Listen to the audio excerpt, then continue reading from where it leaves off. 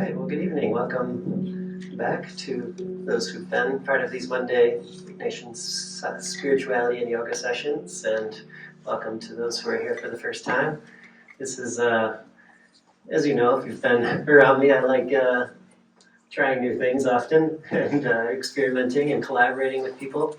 And so Father Pieris has been in our Jesuit community and in the parish for the past month or so, and on a sabbatical, but here with us to learn a little bit about what we're doing here, as his plan is to go to Belfast and to work connected to a public university there. So, but it's been so wonderful living with Father Pieris, growing in friendship and companionship with him, and to just learn from him. I love his homilies, and so it's been great. So I said, why don't can we collaborate on some way? So this posture, poetry, prayer came up in the past couple weeks, and so really looking forward to it, just of what so we're going to start out with just a little bit of grounding. He's going to offer a brief introduction to this evening, and then we'll do a little gentle movement and get into some postures, some optional postures, and then we'll go through a handful of different poems, and then have some time to enter into some more silence and prayer with that. So feel free to find whatever posture works or switch it up throughout. Chairs available. If more people come in, we may have to just make a little bit of space, but I think we're good. We're a little over time after our beginning, so welcome. Yes. Thanks, Bobby, and thanks for your welcome in general, but again tonight to be with you. So we're taking this intersection, I think, of prompts to prayer, and here we're just looking at what poetry might say to us in prayer. And I think we're doing so at this juncture as we approach Holy Week. Holy Week essentially should be a week that's a tremendously physical week in the story of the gospel, that we encounter and are asked to accompany Jesus in a very challenging physical experience. And so there's something about how we engage in that bodily. At Jesus' invitation, it's really about paying attention, opening our eyes, opening our hearts to different sources of meaning. Jesus embodies, I think, that attentiveness in how he is listening to the world around him, to people, to situations, but most particularly how he himself is always attuned to pain and need and how he responds to people. So I think it's to see for us and for us to consider how it is that poetry often does something of the same. It can engage us with a world beyond our own and deep within our own. So it makes that connection. So this is our offering this evening. So in thinking of poetry, posture and prayer, I just have selected a number of people that I think maybe of help to us. I've been, I think, collecting or making note of poetry for a long time. And today it was more a question of what to leave out than what to put in. Right. But here are a number of people. So you may recognize somebody there. Who do you recognize? Prizes for anybody who gets. Anybody recognize anyone? No? Okay. So, well, there are some people that you'll meet. You may recognize them when you see another image of them. So these are some of the people that we will perhaps have a chance to listen to as we go. The first person there is Helder Camara. And Helder Camara is somebody, the first time I came across his writing, I just thought it was so wonderful. His own journals, I think he had a habit of journaling every evening, and a lot of it was a poem or a prayer that he wrote each evening. So there must be quite a collection of them in Portuguese, but I have or had a few of his translations in English that I make note of. And this is the one that comes to mind as an invitation to us this evening. So blessed are they who discover, besides physical relaxations, spiritual ones. Oh, I know that when the body lies abed and slumbers, the spirit also rests. Such, after all, is the composition of the human unity. But there are recreations specific to the spirit, as for example, the contemplation of nature, music, a chat with friends, and, if you are blessed with faith, a chat with God, which needs no words. As physical relaxation affects the spirit, so spiritual relaxation refreshes, and how, brother body. Okay, so with that opening poem, we're going to now allow this to guide us into some movement, to connect with our bodies and our breaths, and then we'll move on to a selection of some more poems. I find, similar to prayer, poetry is something I'd like to do to engage more of, but can be so active and busy in life, and the mind is so active when I sit and try to, be with the poem. Sometimes it's hard to move to that space. So how do we set ourselves up to be more receptive, to open our minds, our hearts, our bodies? I think one of those is through yoga. So yoga, really the poses of yoga help us to, our preparations to be able to meditate, to pray, to be able to make more space to receive the depth and the meaning of these poems. So we'll take just about 10 minutes for some gentle movement, and feel free to make this your own. If you want to skip anything or add anything, slow it down, speed it up. We're going to start out standing, and then we'll move into some chair poses.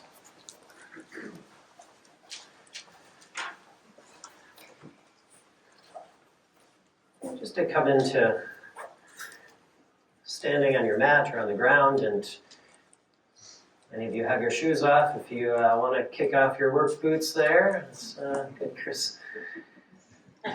Welcome to. So just as you come into your stance, just notice what it's like to stand. We stand so often, but how often are we aware of the experience of standing? Right? Standing in line, right? It's often, maybe we're waiting, but can we just be with that experience of standing? And feeling, you heard me say this a lot, but I love the image of the body is, the tree is like the Trinity, right? So the roots are like God, the invisible God. The trunk is Jesus, making the invisible God visible. The sap is like the Spirit running through, and we are the branches. Just want you to feel, notice where your feet are making contact with the ground, pressing down through the four corners of the feet. As you press your feet into the ground, just begin to lengthen through the legs, the hips, the lower back. Start to just find a little length and extension throughout the spine, lifting up through the top, through the neck, through the head, through the crown of the head, just lifting up a little bit more. And let your shoulders soften.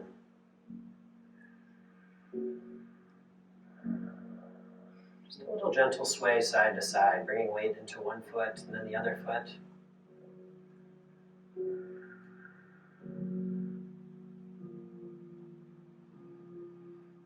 Just coming back to center again. And a little bit of movement forward and back. Just bring your weight gently forward into the balls or toes of the feet, and then back into the heels.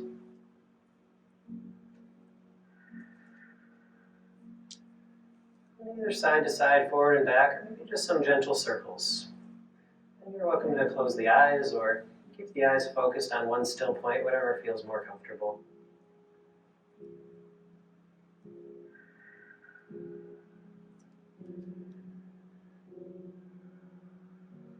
So just bring some movement back, coming back to center and to neutral, feeling those four corners of the feet grounded.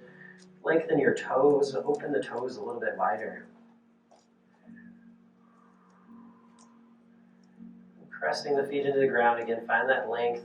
Now squeeze the shoulders up towards the ears, shrugging the shoulders up towards those earlobes, and let the shoulders wrap back and down. Making a few circles in one direction with the shoulders. And just bring your awareness inwards. Notice, feel the sensations in the body as you move.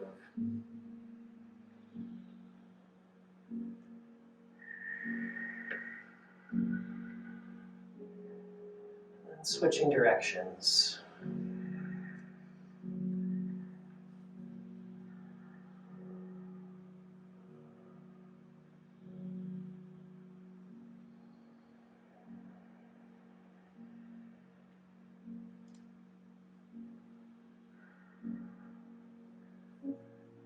Coming back to center, just shaking the arms and hands a little bit.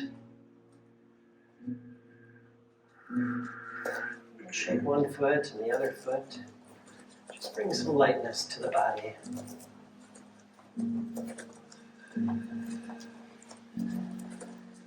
Nice, coming back to center.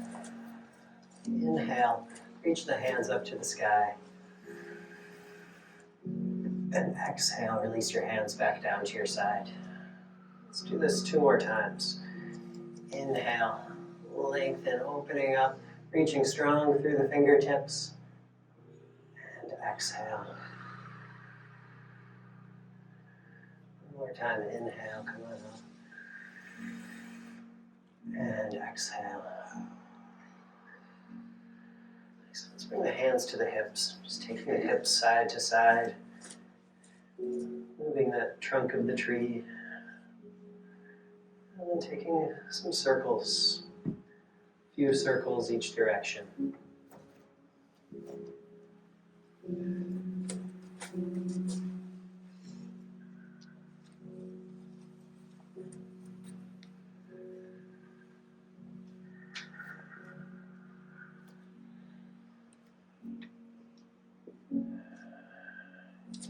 Coming back to that center point again.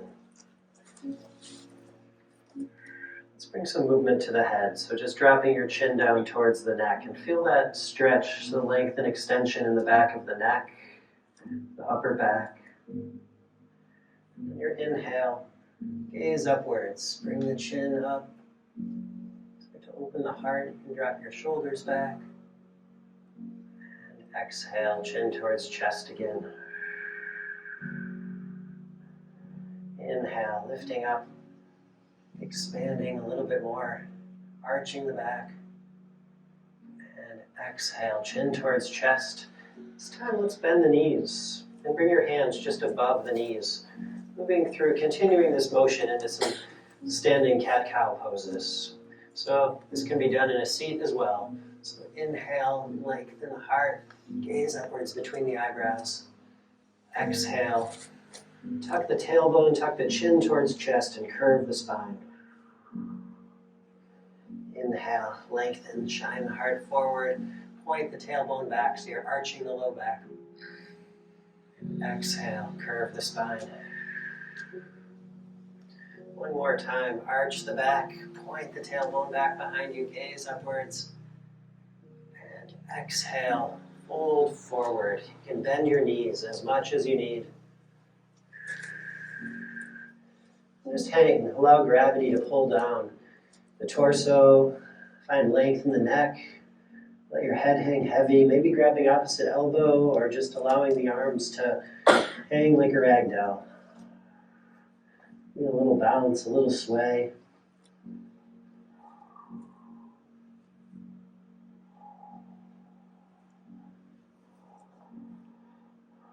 And coming up one vertebra at a time, stacking one on top of the other, letting your head to be last to come up.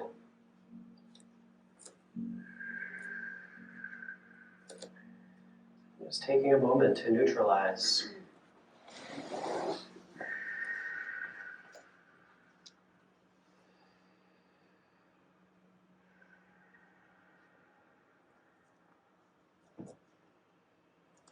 Let's come down to our seat. So whether it's seated on the ground or seated on your chair,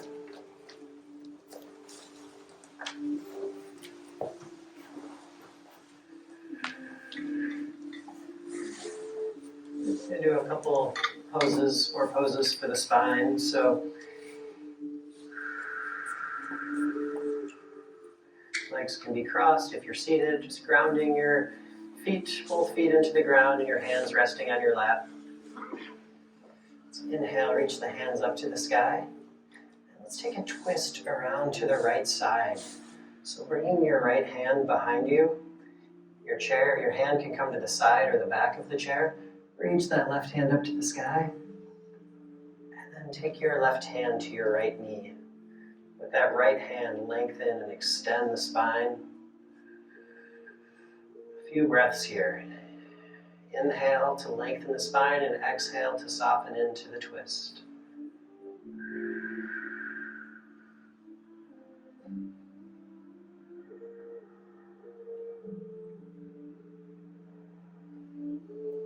And coming back to center, reach those hands back to the sky and take a twist over to the left side, around to the left. So using that left hand, either the side or back of the chair or behind you as a kickstand, helping to find some length in the spine. The right hand can come to the left knee. A few breaths, inhale to lengthen and exhale to twist.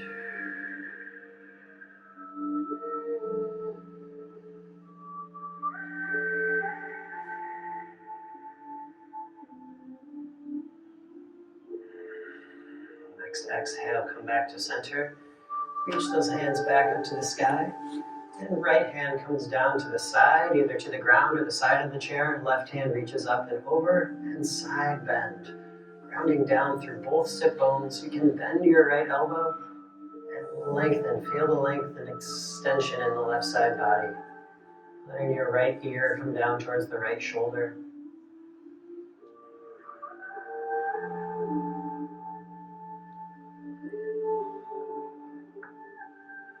And inhale, come back up to center and switching sides. Side bend over to the left side. Your inhale, find length, and your exhale, soften into that twist, that side bend.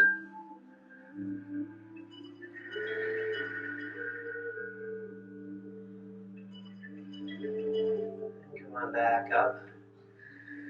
Inhale, lengthen, and exhale, fold forward over the legs that are crossed, or in your chair, just take a forward fold.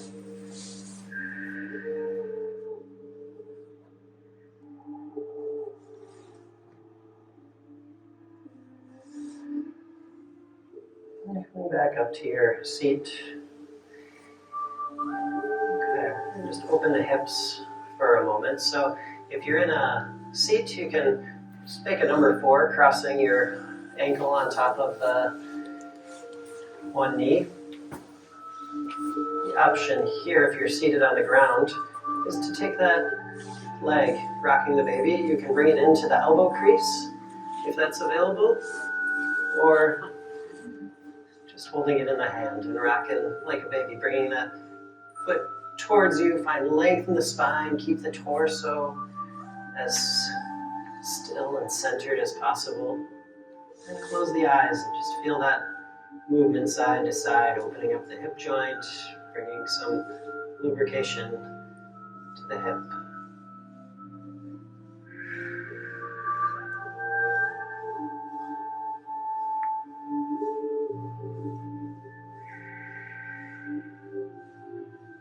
And then soften the leg down and switching sides.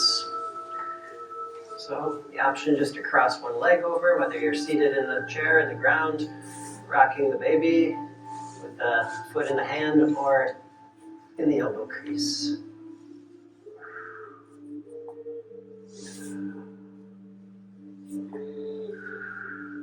See if you can lengthen the spine, lengthen the crown of the head up towards the sky.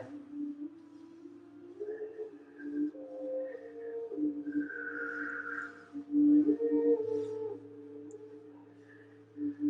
then soften the legs back down. And if you did the forward fold last time with the legs crossed, just take a forward fold with the legs crossed the other direction. Or just fold forward in your chair again over those legs.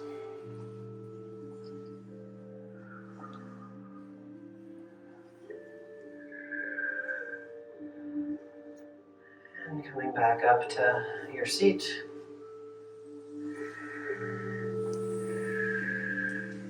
So coming into bound angle pose, Baddha Konasana, bringing the soles of the feet together. This is just opening up the legs, so if you're in your chair, you can peel out to the outer edge of the feet, just open those knees and place some pressure with the knees.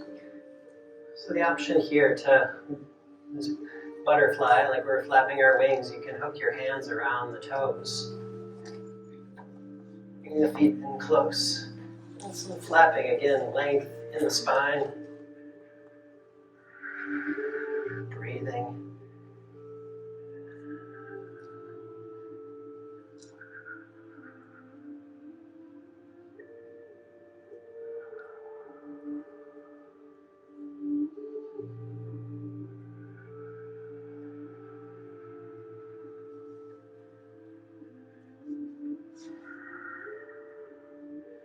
And just taking another fold forward over those legs in bound angle pose.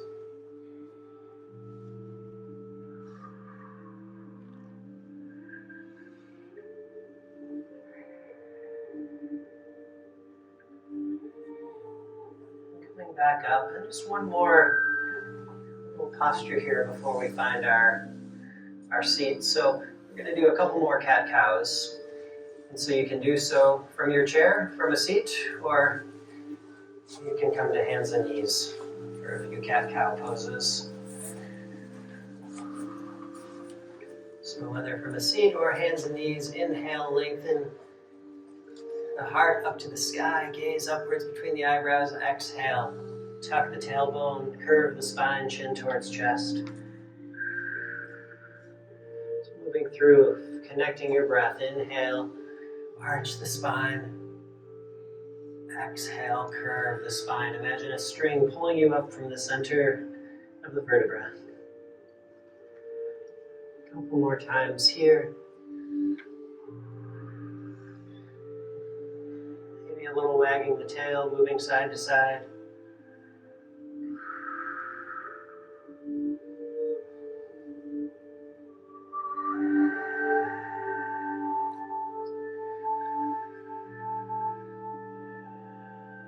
Just taking a moment in child's pose, bringing the knees wide, big toes together, arms extend, and those in your chair. Doing a little chair version of child's pose, and we'll fold forward. Everybody's coming up from out of the chairs.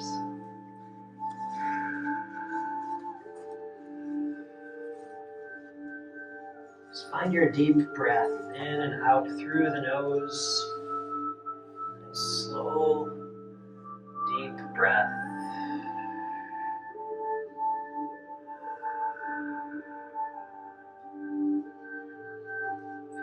God breathing life into you, this Ruah, the life force.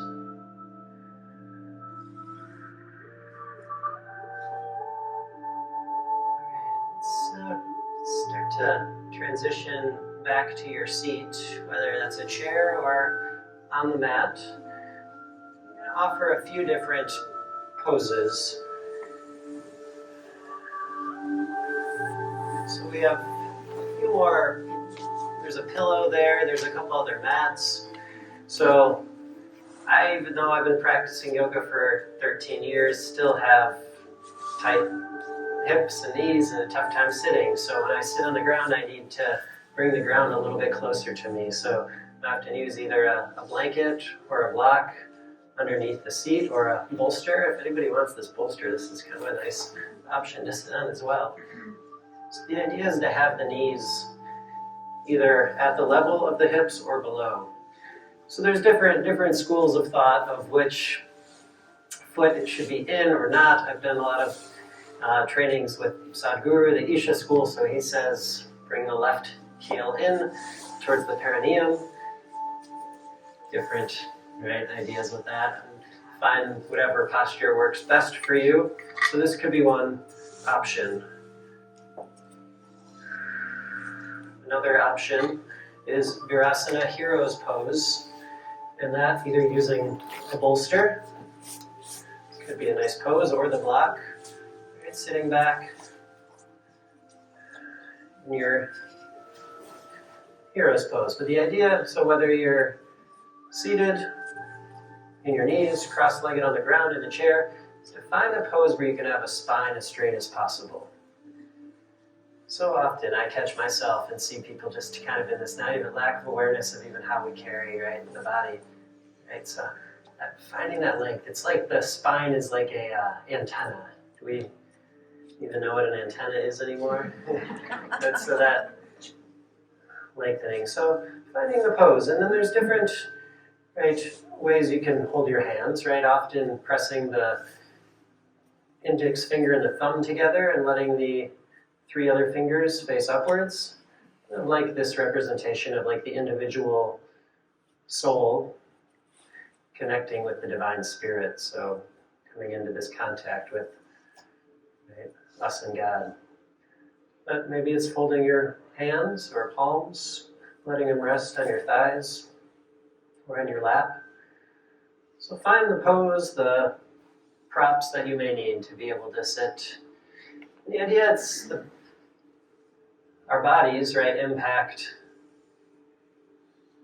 the breath. The breath impacts the state of the mind, right? So this stuff is all connected. So when the way we carry our body, right, if we carry our body, if we're, hunched over or we're kind of mopey, head hanging, it's going to impact our emotional state, right? But if we stand upright, soften the shoulders down, and breathe deeply, we can shift our consciousness, right? Shift our way of being. And so finding this pose, and as we move through this time of poetry, you're welcome to take a break from whatever pose and come back to it. So finding the pose that works for you. But as you engage in prayer and meditation, to sit as still as possible can help to calm that fluctuation and movement of the mind. So let's just take a few breaths here in silence before we move into our poems.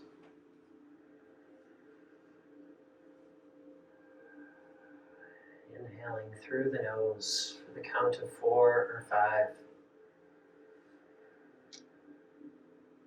Pause and hold the breath for a moment, retain, and exhale, gently allowing the exhale, the breath to come out a little longer than the inhale for 5 or 6 seconds. Inhale. Pause. And exhale.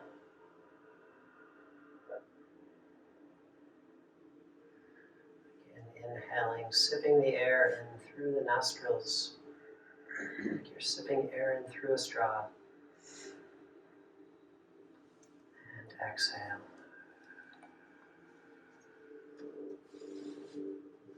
Maintaining a pose that embodies dignity, so that we may best meet with the people, with what the poem may bring to us, and with that deepest part of ourselves. So I suggest that in considering the poem, we might notice what it seems to offer to us. Being poised to recognize what is the gift of the particular poem, and asking with hope and expectation, how does this bless me? How does this person in the poet, or the creation, the words they've put together, how does it enlighten,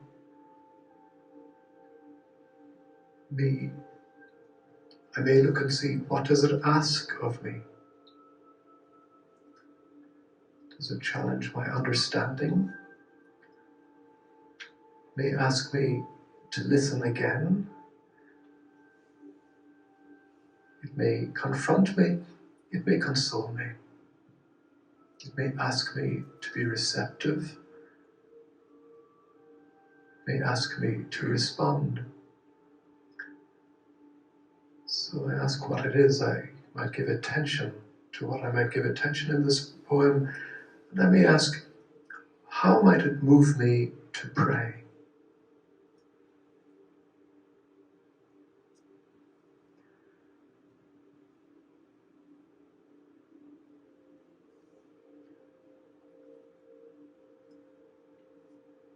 Rose Cook has some poems that are quite disarming.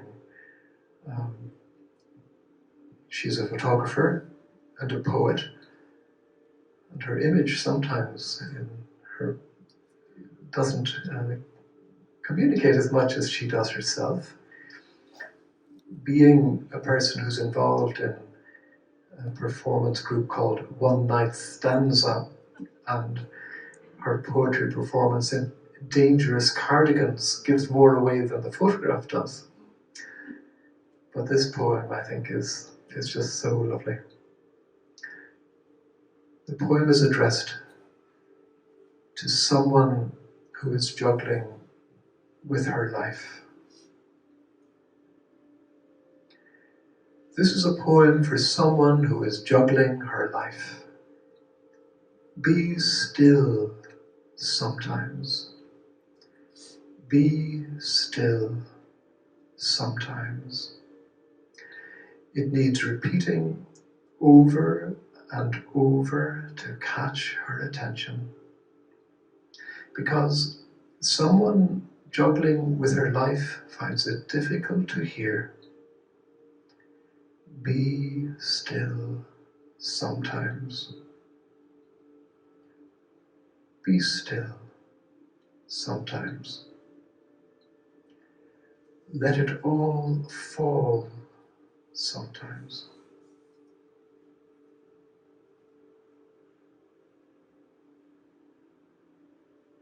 So take a moment to consider what that might be for us. To let what go.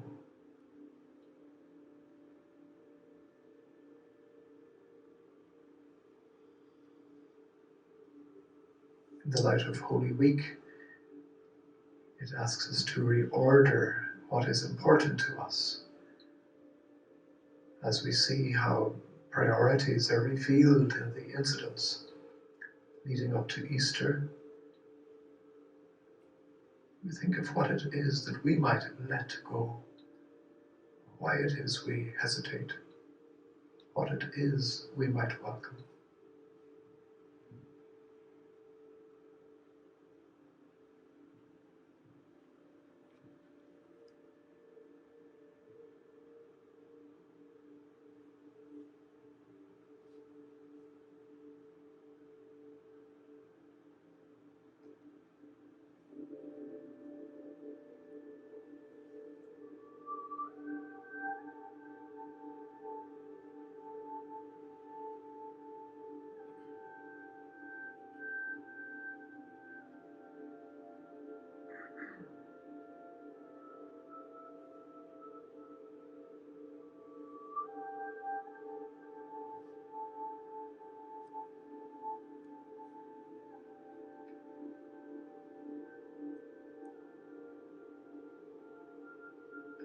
Another poem of Rose Cook's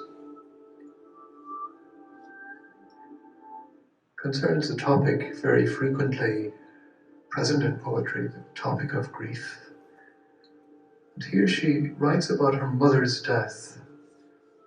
Again, Holy Week invites us to be present to the reality of death in life, but to seek what it is that where we seek new life, considering where life is offered.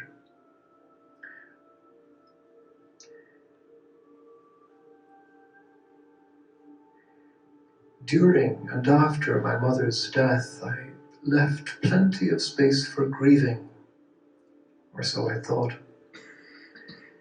It seemed to need so much. Perhaps, after all, I will need a new life.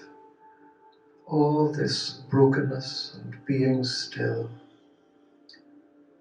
The cherry has been pink since December. It blooms from dry branches, never lets go.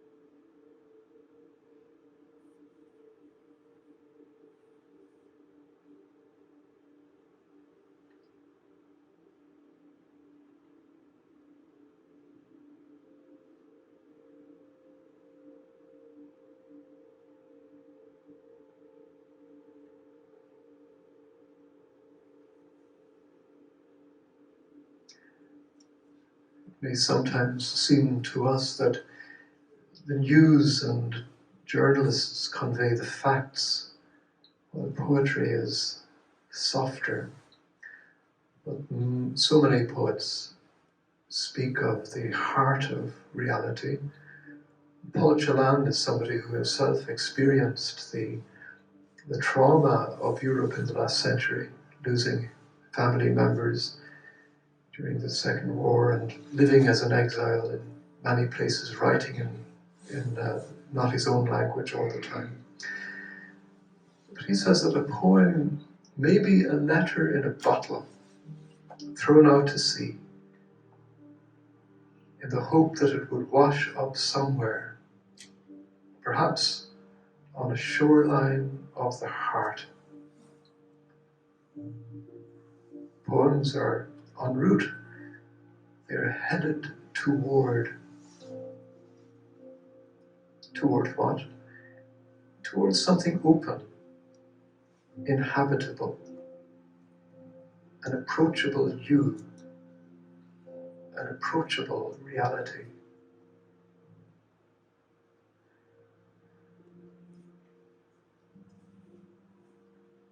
He is nonetheless able to address very forbidding reality. In this poem that mentions Ukraine, he calls to mind the reality and experience of suffering in the world.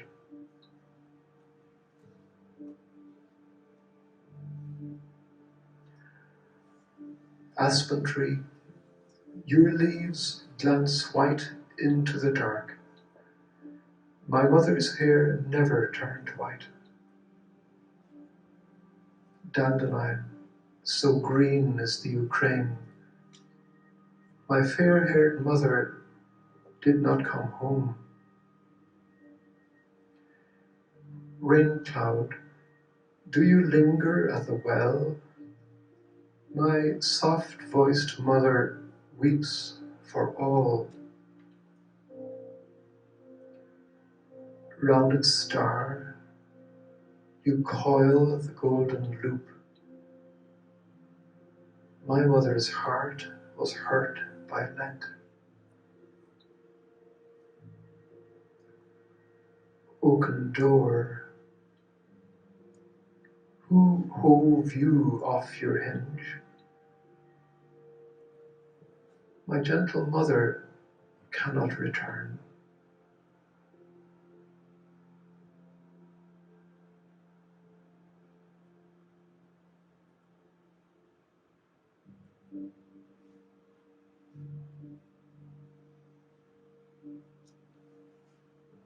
So we open our hearts to the suffering of the world.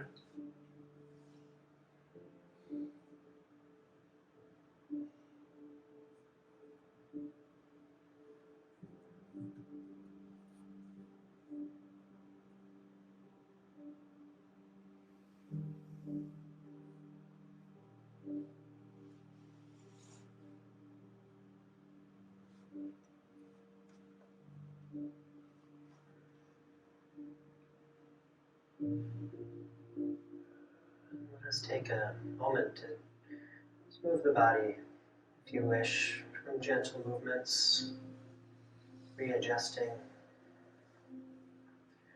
Just taking a moment to notice where in your body you're feeling emotions. Is there a word, a phrase,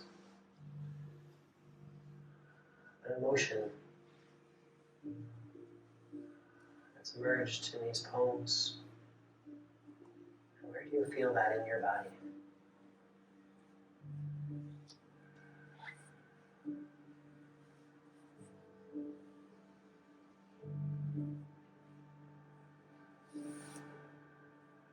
Grounding again, feeling that solid ground beneath you.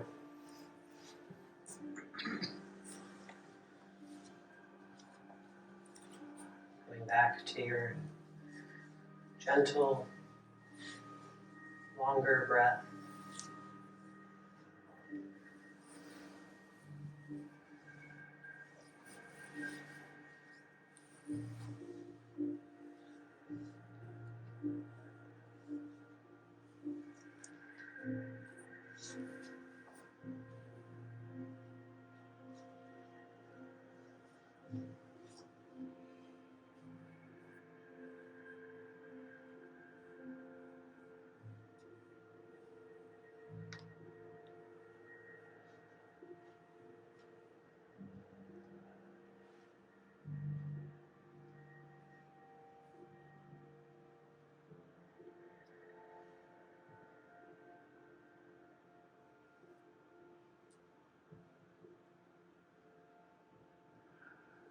This arresting image from the museum here communicates much of the pain at the heart of Holy Week.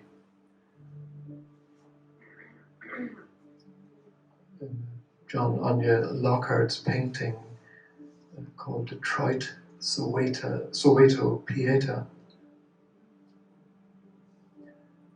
expresses not a historical memory of suffering, but a continuing reality for many people. And so again, we allow the voice of the poet to bring us in touch with that world.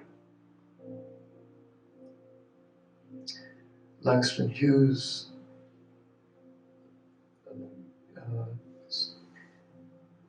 both his father's grandparents on both sides communicated such a history. One where his father's grandparents grew up as slaves, and on the other side were slave owners. So he knew what that history was, to carry that history. Before he was 12, he had lived in 6 cities. And this tremendously diverse life, which might have been fragmentary, but he communicates his mother's wisdom in this poem.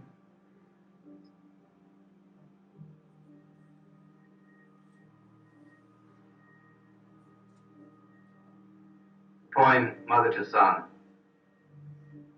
Well, son, I'll tell you, life for me ain't been no crystal stair. It's had tacks in it, and splinters, and boards torn up, and places with no carpet on the floor. There. But all the time, I've been a-climbing on, and reaching landings, and turning corners, and sometimes going in the dark, where there ain't been no light. So boy, don't you turn back. Don't you sit on the steps 'cause you find it's kinda hard. Don't you fall now, for I still going, honey. I still climbing. And life for me ain't been no crystal stair.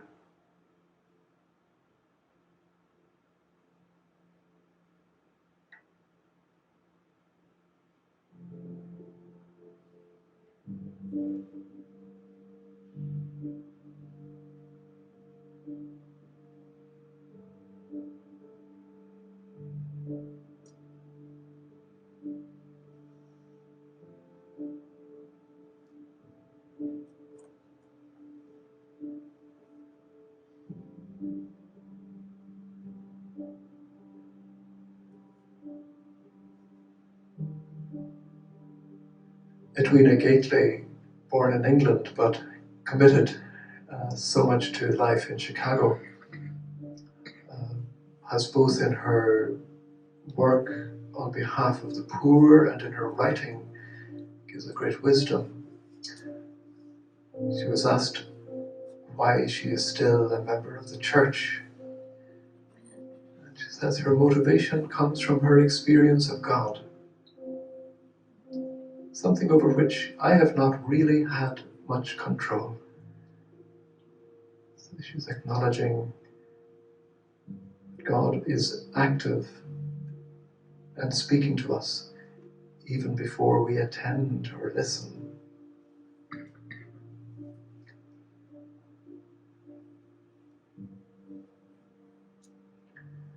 This is my prayer, that though I may not see, I be aware of the silent God who stands by me. That though I may not feel, I be aware of the mighty love which doggedly follows me. That though I may not respond, I be aware that God, my silent, mighty God, waits each day, quietly, hopefully, persistently, waits each day and through each night for me alone.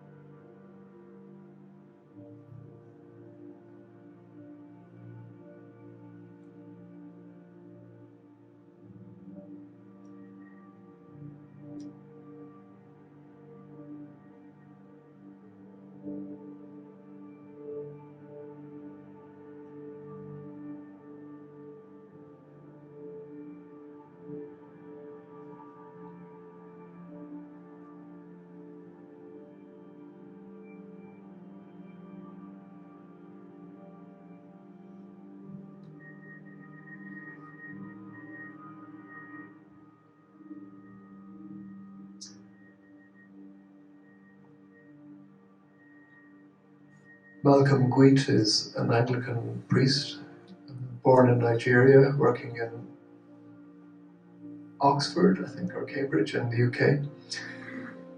He has many identities as a poet, first of all, but he has a lot of interests, but is the same person in all of his pursuits. And here's his poem for Holy Thursday.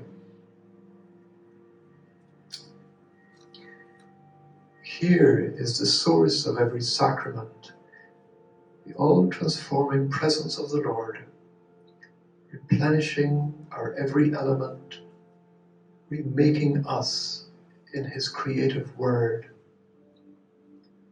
For here the earth herself gives bread and wine, the air delights to bear His Spirit's speech, the fire dances where candles shine, the waters cleanse us with His gentle touch.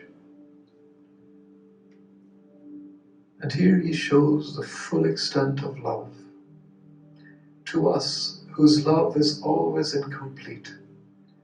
In vain we search the heavens high above. The God of love is kneeling at our feet. Though we betray him, though it is the night, he meets us here and loves us into light.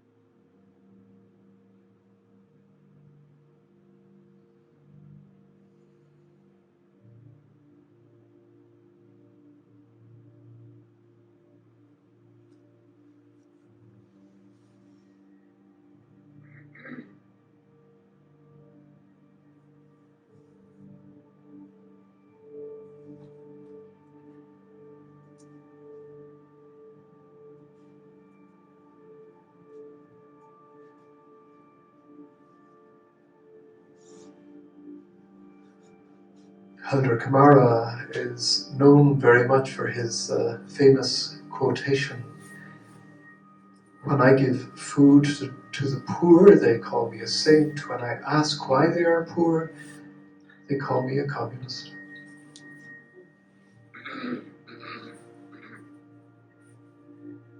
As we come to Good Friday, I think his reflection is one that might accompany us.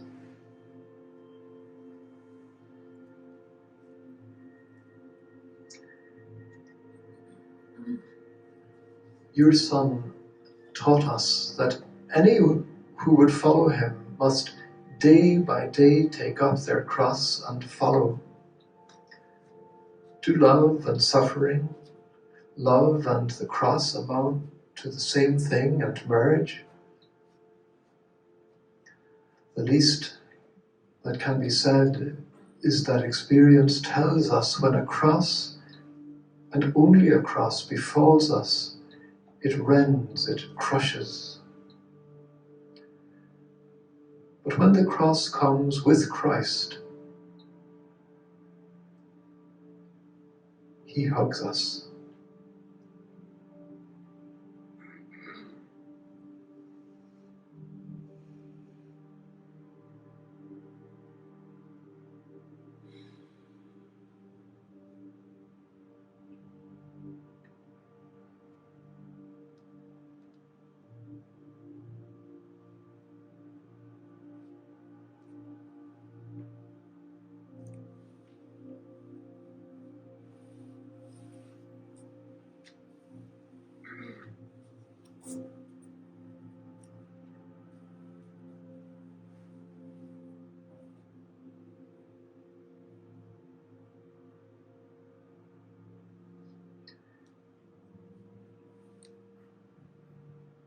Pádraig Ó Tuama, maybe known to you from his work with the On Being podcast and his poetry, his collections of poetry, his own poetry.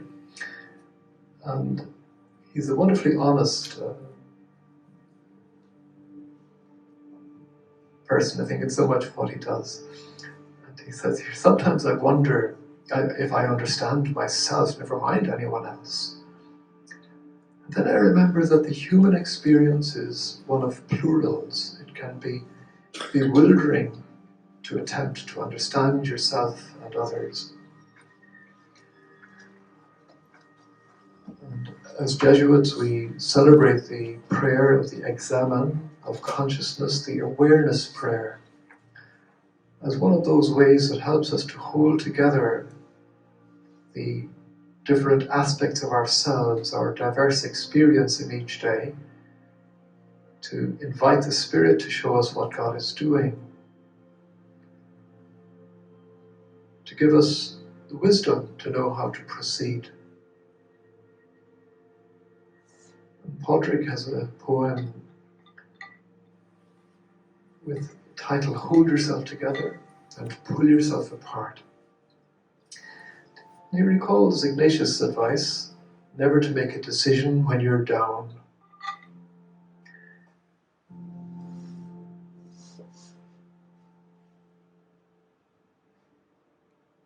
Remember that this has passed before and that there will be more days of plenty eventually. Pay attention to your feelings. Keep those feelings sharp. Try to hold yourself together and pull yourself apart. Keep your eyes on the prize that you might never gain. Don't ignore whatever pain is blooming like a flower that you never planted. Occupy your hands with kindness. Remember, you can see, even though this blindness is remarkable. Mark the places that you're feeling. Mark the spaces where you're needing held. Mark the evenings that are dark, and mark the afternoon of coping. Mark the morning when you waken, finding morning has been taken to a different part of Heartland. Remember what has passed before. Pour your body like the sacramental wine. Pour your blood with loving.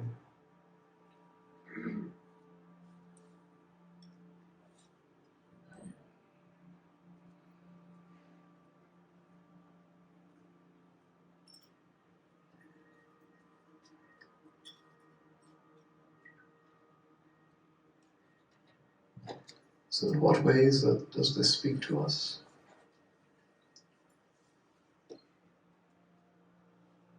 How does it recognize you? What encouragement does it offer?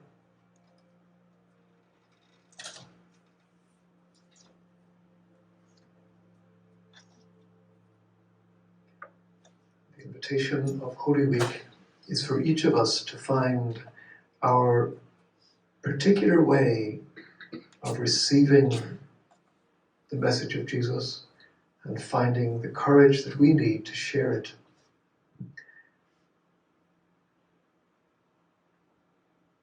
Adelia Prado is a Brazilian poet who has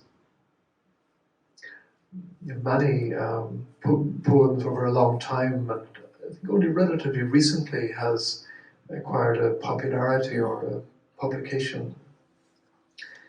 So here she is with her translator, with one poem called Human Rights.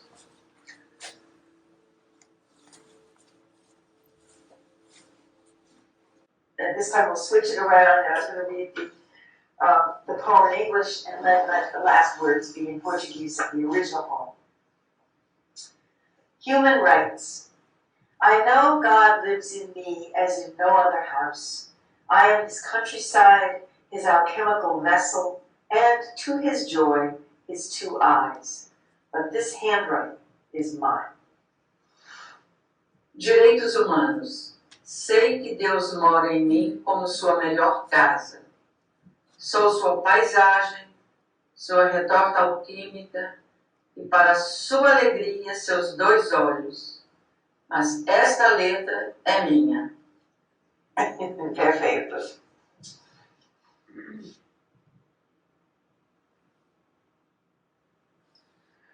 Let's come into our final resting pose. You're welcome, if you feel comfortable, to lay down on your back, or you can find any other seated pose you wish. A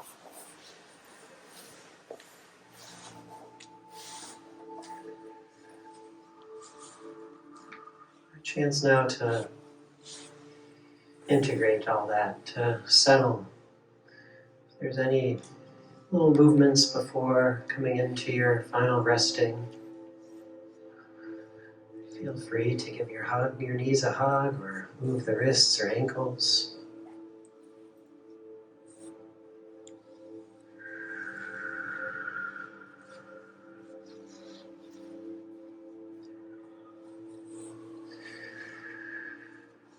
And then coming into stillness.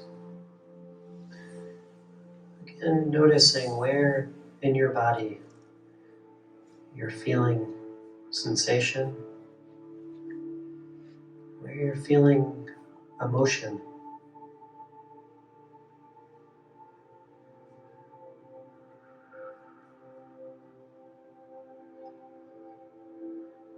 Is there one word, an image, an emotion that's emerged for you, that stood out?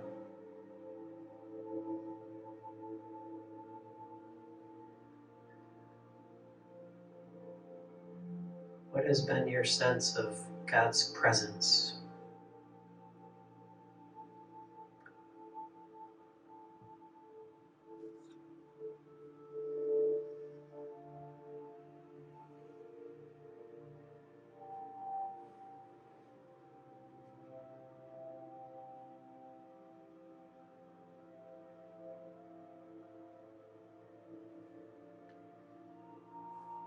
Softening and relaxing the whole body.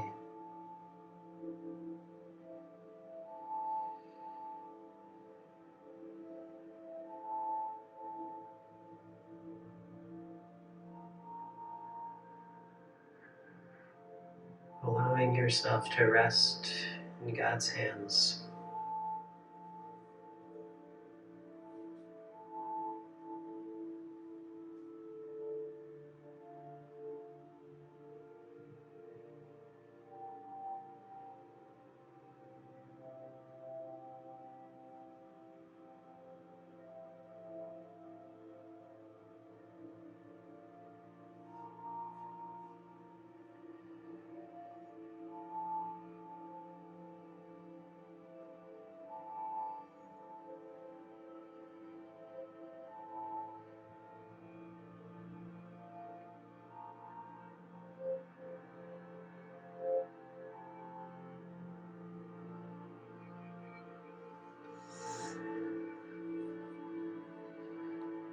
How might God be speaking to you? Through your body, your breath, through the poetry.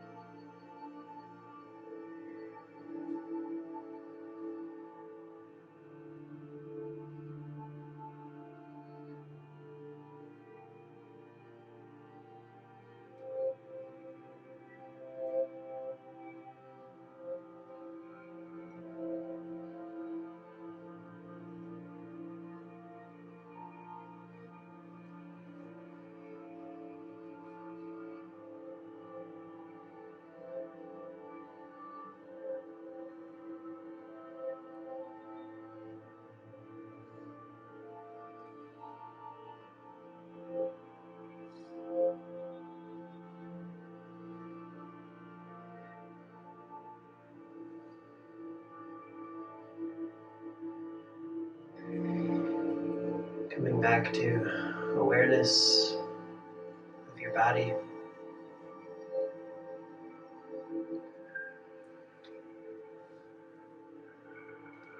Awareness of your breath.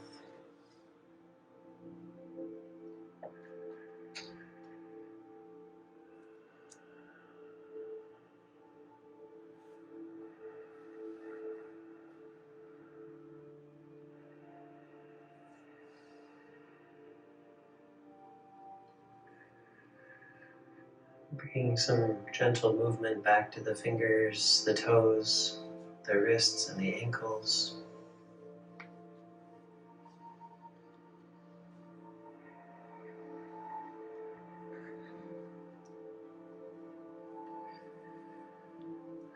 And hugging the knees into the chest, gently make your way to fetal position on one side.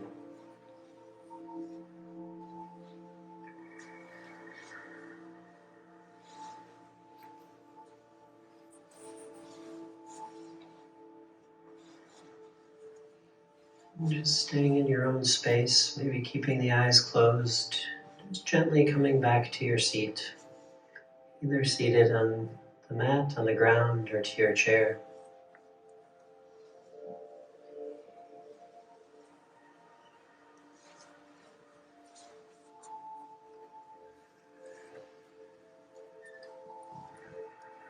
And just taking a moment to notice, just watching the screen of your mind. The thoughts, the words, the images that pass across the screen of the mind.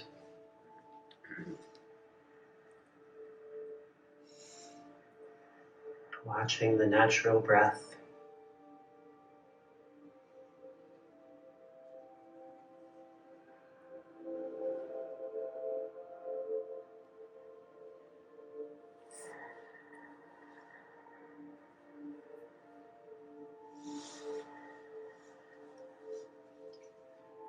Take, Lord, and receive all my liberty, my memory, my understanding, and my entire will. Everything I have and call my own, you have given all to me. To you, Lord, I return it. Everything is yours. Give me only your love and your grace. That is enough for me.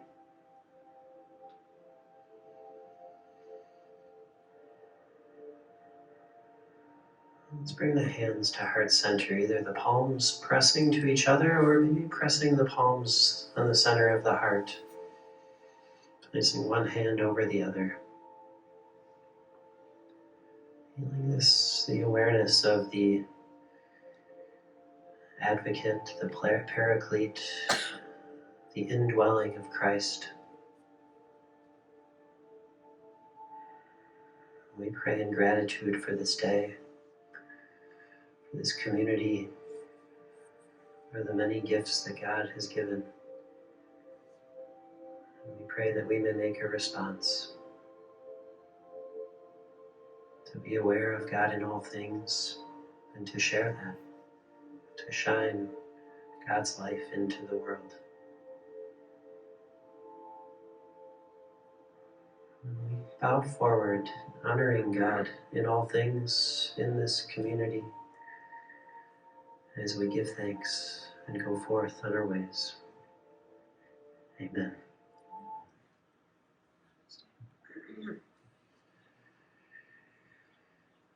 All right, well, thank you very much for being here. Thank you to Father Pieris for bringing us into some really powerful poems. Any final thoughts?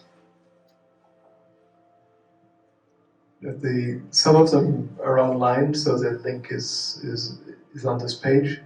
But there are a few that aren't online, so they're on a page if you grab it quickly before. I'll just leave there for a while. But thank you for your presence, and thanks, Molly, for the invitation.